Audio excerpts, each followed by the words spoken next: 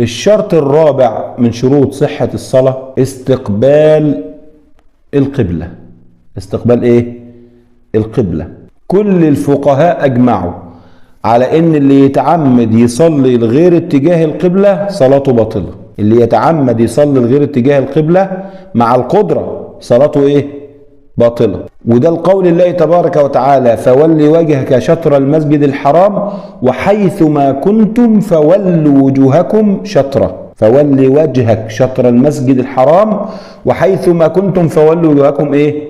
شطره. يبقى اللي يتعمد يخالف هنا صلاته باطلة. ليه؟ ده امر من الله عز وجل لينا في القرآن، وهدي النبي صلى الله عليه وسلم ان كان بيصلي الى المسجد الحرام.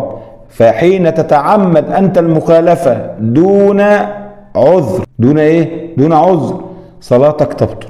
أما في حال عدم استقبال القبلة لعذر مرض أو خوف أو عدم المقدرة على معرفة اتجاه القبلة، كل دي أعذار تطلعك من مسألة الإيه؟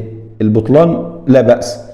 لكن إذا تعمدت مع قدرتك في إنك تعرف اتجاه القبلة فصلاتك تبطل، لأنك تعمدت مخالفة هدي النبي صلى الله عليه وسلم، وتعمدت مخالفة أمر الله تبارك وتعالى في القرآن: فول وجهك شطر المسجد الحرام.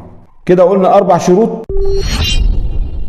نسأل الله تبارك وتعالى أن ينفعنا بما علمنا وأن يعلمنا ما ينفعنا، وجزاكم الله خيرا. ولو عجبك الفيديو أو استفدت منه ما تنساش تعمل شير ولايك وسبسكرايب عشان يوصل لغيرك وتعم منه الفائدة. والسلام عليكم ورحمة الله وبركاته.